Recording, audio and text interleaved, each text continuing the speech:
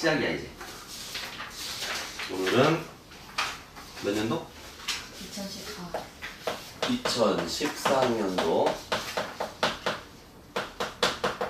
인문 2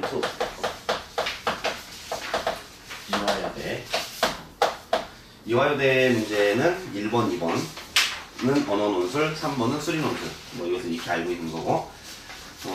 근데 지금 여러 번 지금 문제를 풀어봤지만 1번하고 2번이 전부 다 비교 문제로 나왔죠.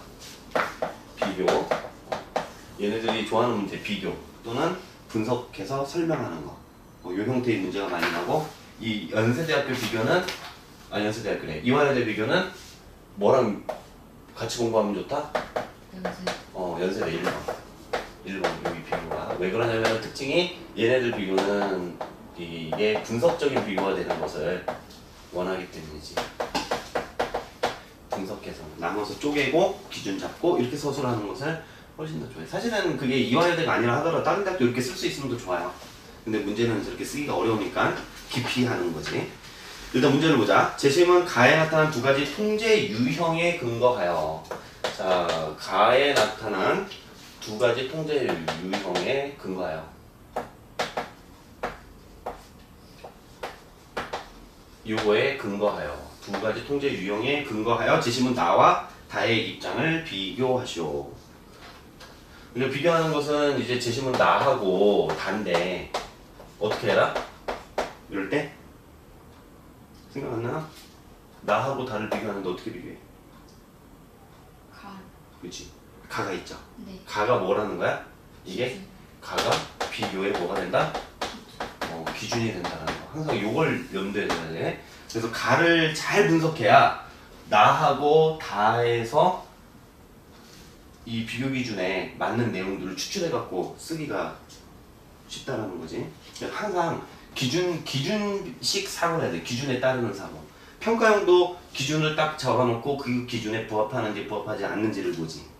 그치? 같은 방식인 거야. 비교도 마찬가지고. 기준 잡는 게 되게 중요해. 설명하시오도 재심은 가를 바탕으로 나를 설명하시오 그러면 가에서 설명의 논리를 끌어내고 그게 기준이 되고 그거에 맞춰서 다른 재심에 있는 내용들이 어떻게 들어가 있나를 찾아내서 서술을 해줘야 됩니다. 그래서 항상 이 기준식, 기준을 찾는, 기준을 파악하는 이런 상부가 중요한 거고요. 자, 봅시다. 제가 망치네, 그래? 자, 보자. 가. 미국은 두 가지 감금제도, 즉 5번 모형과 필라델피아 모형. 자, 5번 모형이 있고, 그리고 또 하나는 필라델피아 모형이 있다.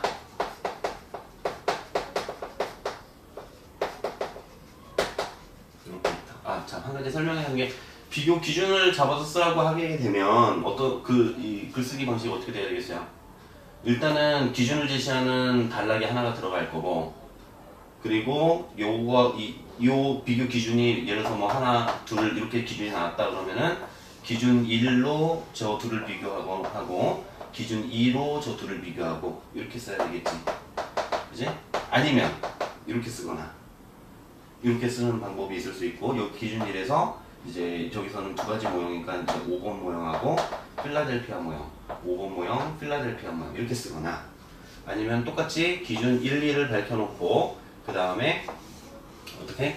여기에서 5번 모형을 기준 1, 기준 2 이렇게 쓰거나, 필라델피아 모형으로 기준 1, 기준 2 이렇게 쓰거나 이런 방식으로.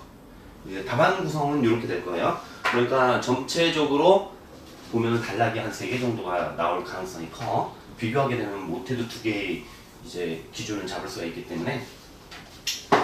자, 봅시다. 필라델피아 모형을 이제 발산시켜 왔다. 5번 모형은 야간의 개인 독방 그리고 공동의 사역과 급식을 엄격히 규정했다. 자, 여기서 중요하게 보이는 단어가 뭐야? 엄격하게 규정했다라는 거죠. 개인 독방도 그렇고 공동 사역도 그렇고 급식하는 것도, 사역은 이제 노동시키는 거지. 먹는 것도 그렇고 독방, 이제 뭐 쉬거나 자거나 하는 것들 다. 수감자들에게는 절대적인 침묵이 강요되었고, 여기서는 뭐 침묵시키고 여러 가지 이게 쭉 나오긴 하는데 이것들을 다 통합을 시켜야 돼.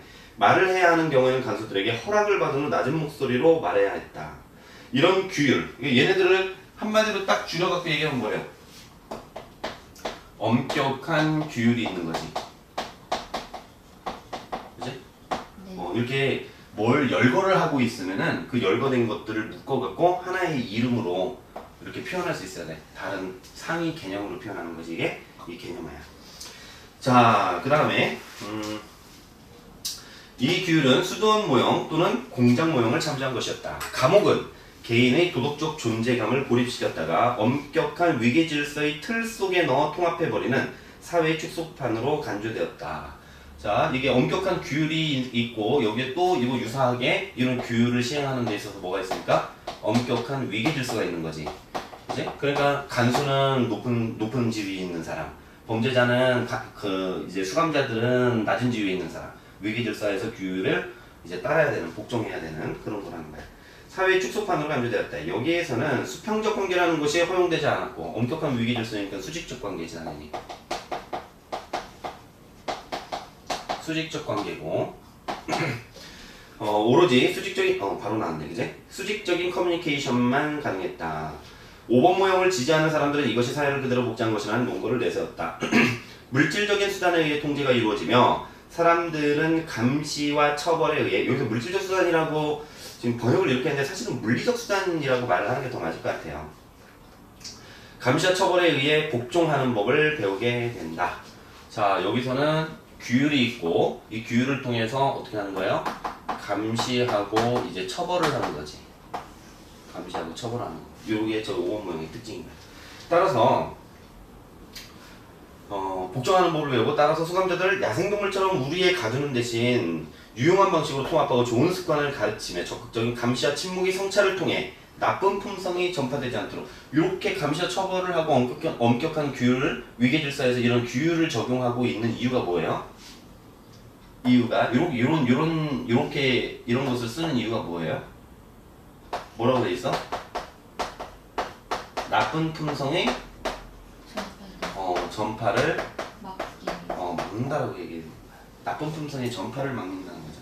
이런 것들이 사실 그냥 지나가는 것 같은데 이런 것들이 이제 중요하게 보니까 비교를 하게 되면 이게 자 이제 수감자에게 이제 나쁜 짓을 해서 들어왔을 때 나쁜 품성이 있을 거고 그게 전파되지 않도록 해야 된다는 거지. 그래서 이러한 법칙은 수감자들이 법을 위반해서는 안 된다는 점을 반복해서 가르쳐야 한다는 주장을 기반으로 했다. 따라서 독방 커뮤니케이션의 제약, 지속적인 감시에 따른 법 집행 이것 등을 통해 범죄자는 사회적 개인으로 교화된다. 이런 식으로 해갖고 어떻게 된다? 사회적 개인으로 교화가 된다. 사회적 개인으로 교화를 시키는 거야. 가르쳐갖고. 자, 그래서 어떻게 된다? 법은 그들을 유용하면서 순종적인 행동에 길들여지도록 했고 사회성을 갖춘 인간으로 다시 태어나도록 하였다. 그랬고 두 번째 모형 필라델피아 모형은 법의 적용 대신에 이렇게 법을 엄격하게 적용하는 거 이거 대신에 개인의 양심과 내적 계몽을 통해 얘는 뭐가 좀 확 달라졌네? 뭐가? 개인의 양심과 양심이 뭐야? 도덕적인 감정을 갖고 있는 거지. 양심과 뭘? 내적인 계몽을 통해서 무슨 소리야? 내적으로 깨우친다라는 거지. 자기가 심리적으로 또는 의식적으로 양심에 의해서 깨우치는 거야. 깨우치는 거. 뭘 알게 돼? 뭘 알게 될까? 교화가 되는 건데 이제 무엇이 옳은 것이고 그런 것을 이제 구별할 수 있게 된다는 거겠지. 교화하는데 주안점을 두었다. 수감자는 독방에서 스스로를 통제한다. 이거야. 스스로 통제하라. 스스로 통제. 자, 여기서는 스스로 통제하지만은 여기에서는 뭐 대신 스스로 통제하는 게 뭐랑 돼 있어? 법을 적용하는 것 대신에 이렇게 돼 있지. 우리 기초 강의에서 이분법적 그 개념의 이분법 얘기했던 것처럼 이렇게 여기서는 어떻게 합니까? 규율이나 이런 것들이 들어오는 건 뭐예요? 법으로 하는 거죠. 그러니까 스스로 통제하는 거야 아니야?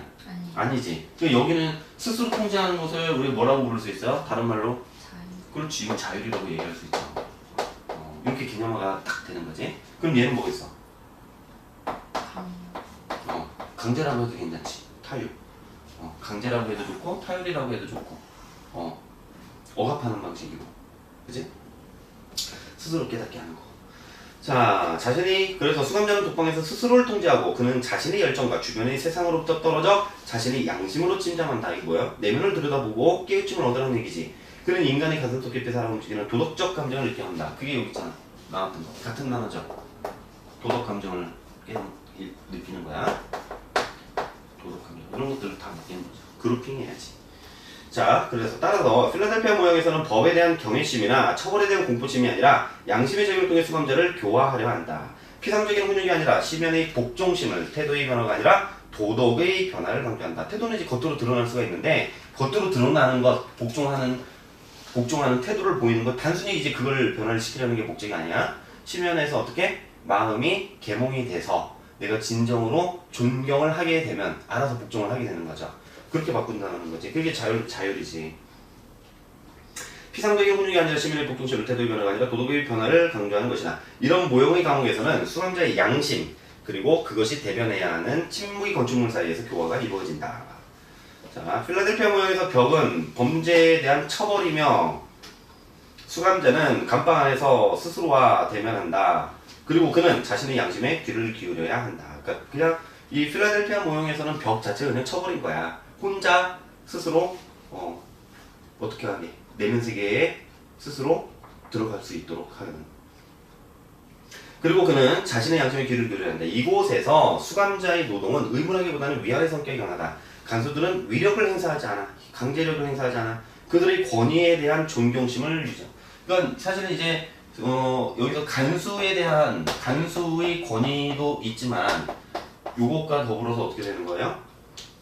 간수는 우리 이제 사회의 법이라든지 이런 것들을 대변하고 있는 거지. 그러니까 법이나 규율에 대한 이거의 권위에 대한 뭘 만들어내겠어? 존경심을 만들어내겠지. 존경심. 이런 것들을. 자, 그래서 위력을 행사하지 않기 때문에 존경심을 유지하기가 이제 더 용이해요. 간수들은 간방을 순시할 때마다 마음에서 우러나오는 인자말을 건네며 수감자들에게 감사와 희망 그리고 위안을 가져다 준다. 감옥의 벽은 삭막하지만 사람은 선량하다고 간주된다. 이렇게 하는 이유가 뭐예요? 사람이 어떠니까? 선량한. 그렇지. 선량하다라는 믿음 때문에 그래. 선량하기 때문에 어떻다? 스스로 내면을 들여다봐서 도덕적 감정을 일깨우면은 누구라도 어떻게 될 수 있다? 교화될 수 있다. 얘는 나쁜. 그렇지. 나쁘다라고 보는 거야. 이런 나쁜 품성이 있고 이것을 억압을 해야 된다고 생각을 하는 거죠. 이해돼? 예를 들어서 그러니까 그냥 읽을 때는 이게 지나가는 것 같지만은 정리를 해가면서 이걸 관계를 따져가면서 읽어야 되는 거야. 왜 얘네들이 엄격하게 했을까? 이유를 물어보면 나쁜 품성이 전파되는 건데 전파되지 못하게 하려고 여기 있는 거지. 그리고 얘는 어떻게 하는 거야? 자율적으로 스스로 양심의 귀를 기울이게 만든대요. 왜 그렇게 자율적으로 하게 될까? 선량하다라고 생각을 하니까 믿는 거지. 그치? 네가 한번 해봐 이렇게 말하는 거지. 너 안 해? 이게 아니라. 그치? 자, 폐쇄된 감옥이 비록 일시적인 무덤과 같을지라도 그 안에서 부활은 너무도 쉽게 이루어진다. 새롭게 태어나는 거지 이것도. 5번의 감옥 모형이 아주 기본적인 요소만을 갖춘 사였던 필라델피아 감옥 모형은 소멸했다가 되살아난 생명과도 같은 것이었다. 자, 얘네들 이제 여기에서 기준을 뽑는다면 어떤 특징이 있어? 일단 눈에 팍 들어오는 게 뭐예요? 자율. 그렇지, 자율하고 타율이야. 여기서 자율과 타율이라는 말을 못 만들었다라고 한다면 어떻게 되겠어요? 저기에서는 엄격한 규율, 통제, 감시 이런 게 있겠지. 그지? 이거 대 이거 대 스스로. 그지? 그치? 스스로 뭐에 의해서? 여기서는 감시를 못했지. 스스로의 양심에 의해서. 표면적으로 보이는 것은 그거죠. 스스로의 양심에 의해서. 이렇게 되는 거지. 그지? 이제 저것을 좀 이제 멋진 말로 만들게 되면은 이제 어떻게 된다? 저걸 멋진 말로 만들면은 그러면 여기가 타율이 되는 것이고 여기가 자율이 되는 거죠. 그지? 그러니까 타율 대 자율. 일단 여기 눈에 탁 보이는 거야. 상위 개념으로. 구체적인 내용은 이런 게 들어가는 거죠. 그지? 약간 서술을 해줘야 되겠지? 그 다음에 또 눈에 보이는 게 뭐예요? 왜 타율과 자율이라고 하는 엄격한 규율과 그 개인의 양심이라고 하는 이런 차이가 나타났을까? 그것은 바로 뭐에서? 사람들의 본성에서 차이가 있는 거지. 그지? 예를 들어서 저기 5번 모형에서는 어떻게? 악하다라고 보는 거죠. 악을 가질 수 있다고. 근데 요것 때 저기에서는 선하다라고 보는 거지. 그래서 이 차이가. 이제 이렇게 해놓고서 이제 제시문을 읽어 들어가면 되는 거야. 나머지 비교하는 거. 이해되니? 자, 한번 봅시다. 또. 야, 이제 제시문 나를 봅시다. 제시문 나하고 다를 비교하라고 했으니까. 근데 이게 그대로 완전히 똑같이 비교가 되는 건 아니에요. 그지? 유추적으로 비교를 하는 거야. 여기서 잡은 것을 유사한 방식으로, 유사한 그 대꾸 관계를 만들어 갖고 보는 거지. 자, 봅시다. 발가락 둘이 같은 채 태어나 네 발가락인 사람도 있고, 이런 사람도 있긴 있나 보다. 그지? 육손이도 있다고는 하지만. 손가락이 하나 더 생겨 육손이인 사람도 있다. 네 발가락인 사람은 쓸모없는 군살이 두 발가락을 붙여버린 셈이고, 육손이인 사람은 쓸모없는 손가락이 하나 더 있는 셈이다. 마음이나 지식도 그와 같지 말라는 법은 없다. 똑똑한 사람들 중에는 색깔과 모양 또는 지식을 지나치게 구별하여 사람들의 눈과 귀를 현란하게 만들곤 한다. 뭐가? 지나치게 우리가 지식을 통해서 구별하게 되면 지식을 통해서 구별하지 말라는 거죠. 일단 그러니까 이게 지금 손가락 발가락 얘기를 하는 게 뭐예요? 우리가 똑똑하다라고 하면서 하는 얘기가 사람 손가락이 5개야 돼. 발가락도 5개야 돼. 그런데 여기 손가락이 하나가 더 있거나 뭐 발가락이 2개가 붙었다? 그러면 우리는 뭐 어떻게 보는 거야? 잘못됐다. 그래 너 장애아야. 뭐 이런 식으로 얘기를 한다거나 너 비정상이야. 이렇게 얘기를 하지만 사실은 그것은 인간의 관점에서 네 관점에서 봤을 때 네가 쓸모없는 지식을 굳이 구별을 해낸 거야. 이렇게 얘기를 하는 거죠. 자, 그런데 하지만 어떤 이들은 태어난 그대로의 자연스러움을 잃지 않는다. 요게 있죠. 하지만 그랬지. 제시문 나에서는 지금 하고 싶은 말이 뭐예요? 자연스러움이지. 자연스러움이고 이것은 타고난 자연스러움이야. 타고난 자연스러움. 이걸 잃지 않는데 유지한다. 발가락이 붙어 있어도 내 발가락이라 생각하지 않고 손가락 하나가 더 있어도 육손이라고 여기지 않는다. 여기서는 하나가 더 있으면 당연히 육손이죠. 근데 육손이라고 여기지 않는다는 건 무슨 얘기야? 내가 굳이 뭐 비정상이거나 쓸데없는 것이 하나가 더 붙어 있네 이렇게 생각할 이유가 없다라는 그런 표현인 거야. 자, 길다고 하여 넘친다고 하지 않고 짧다고 하여 부족하다고 하지도 않는다. 이거 어디서 나온 말이야? 그 다음 거 되게 유명한 구절이죠. 무로리는 다리가 짧지만 그것을 길게 이어주면 괴로워하고 두루미는 다리가 길지만 그것을 짧게 잘라주면 슬퍼한다. 슬퍼하는 게 아니라 고통스럽지. 두루미가 다리가 길다고 해서 자르면 되겠어? 못 자르죠. 뭐 잘라서 붙이기도 그렇지만 그럼 오리는 다리가 짧으니까 야 너도 두루미처럼 길어볼래? 하고서 잡아당기면 어떻게 됐어요? 오히려 죽지. 그지? 이 장자 짧게 잘라주면은 이제 슬퍼한다. 마찬가지로 달라붙은 발가락을 갈라놓으면 아파서 울고, 그지? 아까 다리를 늘리거나 억지로 잘라내는 거 똑같은 거죠. 손가락을 뜯어내면 비명을 지른다. 그지? 그러니까 이 관점에서 보면은 요즘에 성형수술하는 거 어떻겠냐? 그 타고난 자연스러움을 잃은 거죠. 근데 실제로 성형수술 나는 잘 구별 못하는데 어떤 사람은 이렇게 성형수술 딱 이렇게 보면은 저 눈 한 거네, 코 한 거네 금방 알더라고. 그지? 그러니까 아무리 자연스럽게 하려고 해도 인위적인 게 가해지면 그걸 금방 안 와봐. 선생님은 잘 몰라요. 누구는 수가 남고 누구는 수가 모자라지만 억지로 고치려면 둘 다 괴로운 것이다. 자 이거야. 자 여기 선생님이 저기라고 얘기했죠. 장자. 네. 그지? 얘네들 도가사상. 도가사상에서 중요하게 생각하는 게 뭐가 있냐? 얘네들 한마디로 얘기하면 뭐라고 그래? 여러분들 교과서적으로 배울 때.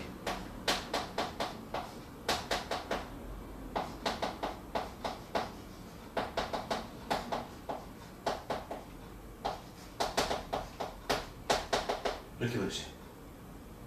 못 읽나? 무위, 자연. 무위야 무위.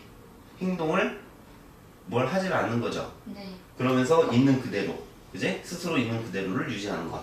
이게 무위자연이야. 근데 이게 아무것도 하지 말라는 얘기가 아니야. 아무것도 하지 말고 가만히 있어봐. 가만히 있으라고 하면 안 돼. 아무것도 하지 말아봐. 저 아무것도 안 하고 있는 거야? 네. 너 하고 있잖아. 선생님 보고 있잖아. 그지? 그리고 가만히 앉아 있잖아. 네. 예를 들어서 이런 거야. 그러니까 무의, 그러니까 그런 걸 뜻하는 게 아니라는 거예요.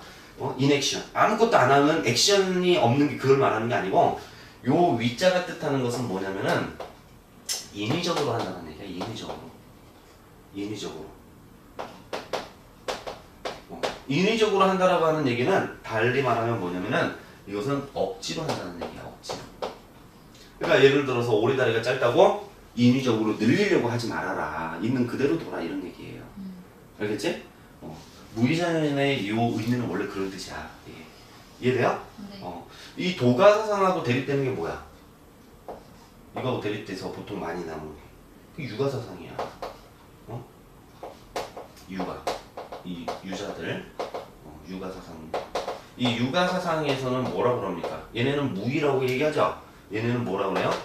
유 위에 치를 해야 된다. 이렇게 얘기를 해.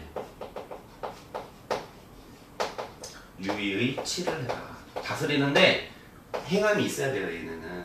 그러니까 어떻게 해요? 사람들이 인을 갖춰야 되고 특히 얘네가 거부하는 것 중에 하나가 얘야. 얘. 당시에 얘라고 하는 것은 얘라고 하는 것은 우리가 안녕하세요 인사하고 존댓말 쓰는 그런 예의 범절보다 훨씬 더 넓은 의미야. 예의 범절을 넘어서 사회 제도 규범을 통칭해서 부르는 거야 이게. 그렇기 때문에 좀 다르죠. 그러니까 얘네가 유의치를 한다라고 하는 것은 이런 예라든지 이런 인의예지 말하는 것들 이런 것들을 인간이 잘 못 갖추고 있을 때 그것을 갖추도록 교육을 시키잖아. 그지? 교육하는 것도 저게요. 어거지로 한다라는 거야. 얘네들이 볼 때는 행함이 있는 거야. 인간의 힘을 가해서 무언가를 바꿔내는 행위란 말이야. 이해돼? 네. 그래서 얘네들은 하는 얘기가 이제 그 다음에 또 나올 거예요. 소박한 본성을 보존해라 이런 얘기를 하지. 곡선을 그리는 그림새, 직선을 그리는 데 쓰는 먹줄, 네모난 모양을 그리는 데 사용하는 곱자 등으로 사물을 규격화하는 것은 뭐? 자연스러운 본성.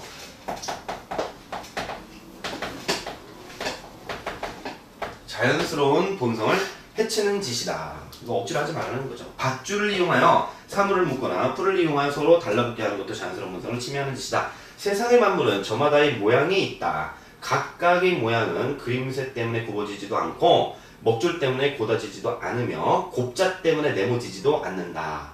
그건 뭐예요? 그 틀을 가지고 그것 대상들을 바라봤다는 얘기죠. 네. 바라보는 틀이 지나지 않아.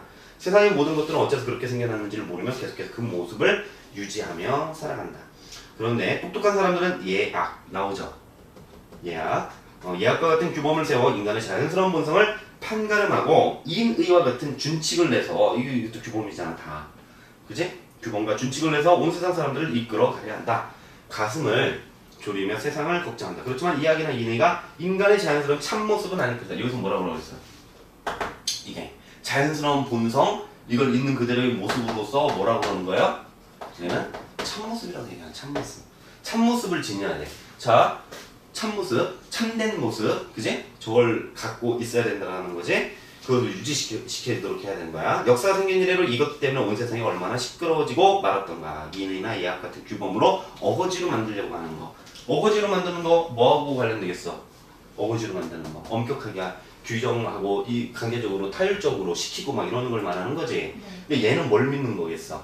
인간이 본성이 선하다라고 말을 하는 건 아니고, 그지? 근데 사실 소박한 본성이라고 하기 때문에 그게 남을 해치는 본성까지 얘기하지는 않아 원래는. 근데 어쨌든 지금 아까 관련해서 굳이 막 그런 얘기를 하고 있지는 않단 말이야. 네. 굳이 얘기한다면은 그냥 갖고 태어난 게 선한 거예요. 자기가 갖고 태어난 게 이 선자가 좋다라는 뜻이야. 갖고 태어난 게 그냥 너에게 좋은 거지. 네. 근데 여기서는 그러니까 어떻게 됐어? 참된 본성이 있다라는 거지. 참된 본성. 참된 본성이 있고 그 참된 본성을 어떻게? 여기서도 스스로 지켜나가도록 만들어야 되는 거야. 억지로 만드는 게 아니라. 이해되니? 네. 근데 이제 제시문 나에서는 볼 때 여기서는 자연스러운 본성. 자연스러운 본성, 다른 말로 이제 참된 본성. 요것이 있다라고 보고 그렇기 때문에 여기에서 인위적으로 뭘 하지 말라는 거죠. 그지? 예악이나 인의, 예악과 같은 어떤 규범이라든지 어떤 준칙이라든지 이런 것들로 통제하지 말아라 이런 거지. 그러니까 뭐겠어 이것도? 있는 그대로 개별자들의 뭘 존중해라? 자율성을 존중하는 거랑 마찬가지지. 그지? 이렇게 되는 거야. 여기 뭐가 나오고 있어? 타율성 나오고 참되지 않은 부분이지. 자 봅시다. 지혜로운 그리스인들은 회화에 훨씬 좁은 한계를 설정했다. 오로지 아름다운 물질을 묘사해야 한다는 것으로서 회화의 영역을 제한했다.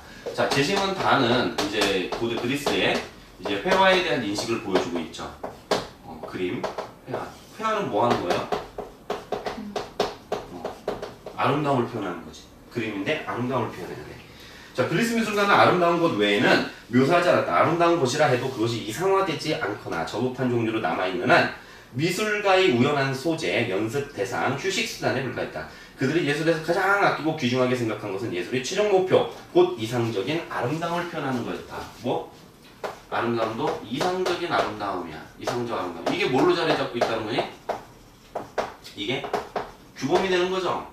그치? 규칙이 주어지고 그 규칙에 따라서 행해야 되는 거야.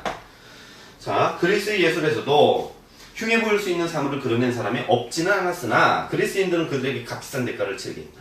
인간의 모습에서 흠이 있고 추한 것을 즐겨 그린 파우선. 그러니까 인간이 뭘 그린 거야? 흠. 인간에게 있는 흠결. 이런 것들을 표현하면 어떻게 됐다? 처벌을 받는 거예요. 즐겨 그린 파우선은 몹시 가난하게 살았다. 이발소, 지저분한 작업장 등을 정성스럽게 그린 페이라이코스는 오물화가라는 별명을 얻었다. 정치를 주도한 당국도 미술가를 본연의 영역에 강제로 붙들어 두고자 했다. 뭐예요? 여기서? 타율이지. 네. 뭐가 나왔어? 강제죠. 왜? 이상적인 뭘 사용한 거야? 이상적인 아름다움이라는 게 있는 거고 요것을 뭘로? 규제의 원리로 삼는 거죠. 이걸 기준으로 삼아서. 자, 묘사하기를 이렇게 됐고 강제로 붙들어 두고자 했고 미술가에게 한층 더 아름다운 방향으로 묘사하기를 명하였으며 태베에서는 법률로서 희화적 웃기는 거죠. 묘사를 금지하였다. 우스꽝스럽게 그리지 말라 이거죠. 지금 뭐 만화 같은 거 보면 난리 나겠네. 올림피아 대전의 심판들이 지녔던 법칙도 아름다움을 추구해야 한다는 정신과 연결되었다. 올림피아 제전의 승자들은 조각상 하나를 상으로 받았는데 승자를 꼭 빼닮은 조각상은 3번 올림피아에서 연속으로 우승한 승자에게만 주었다. 보통 사람을 닮은 평범한 조각상은 흔해서는 안 된다고 판단했기 때문이다. 한 번 이긴 거 정도는 안 된다는 거네. 3번 정도에서 훌륭함을 드러내는 사람, 그지? 그 사람을 표현해야 되는 거네. 고대 그리스에서는 예술조차 시민법의 지배를 받았다는 말을 들으면 우리는 웃는다. 하지만 웃는 것이 항상 옳은 것만은 아니다. 우리나라도 지금 예술 규제를 많이 받는 것 같은데. 예술은 최종적으로 쾌감을 추구한다. 쾌감은 꼭 필요한 것은 아니므로 어떤 종류의 쾌감을 허용하고 또 어느 정도까지 허용할 것인지는 입법자의 판단과 재량에 달려 있을 수 있다. 특히 여러 사람이 눈에 보이는 주요 예술의 경우 크든 작든 소속 집단에 영향을 끼치곤 하기 때문에 법에 세심한 감시를 받아야 한다. 그러니까 여기서도 뭐야? 여기 나쁜 품성의 전파를 막듯이, 그지? 여기서 지금 뭐 한 거냐? 크든 작든 집단에 영향을 끼친다라고 보는 거죠. 그지? 여기 이 회화가 표현하는 어떤 인간의 흠결, 결핍 이런 것들의 어떤 부정적인 속성이 있다는 거지. 부정적 속성이 있으면 이런 것들은 어떻게 해야 된다? 규제되어야 한다라고 보는 거란 말이야. 그지? 그러니까 여기서 규제를 하게 되는 거고, 이걸 거꾸로 써놨네. 이 규제를 해야 되는 게 여기고, 그리고 그 이유는 인간이든 우리 사회든 이런 것들 부정적인 특징을 가지고 있는 것이 존재하기 때문인 거지. 그걸 전파를 막는 거지. 됐어요? 그래서 크게 이 구도를 보고서 접근을 하면 되는 거야.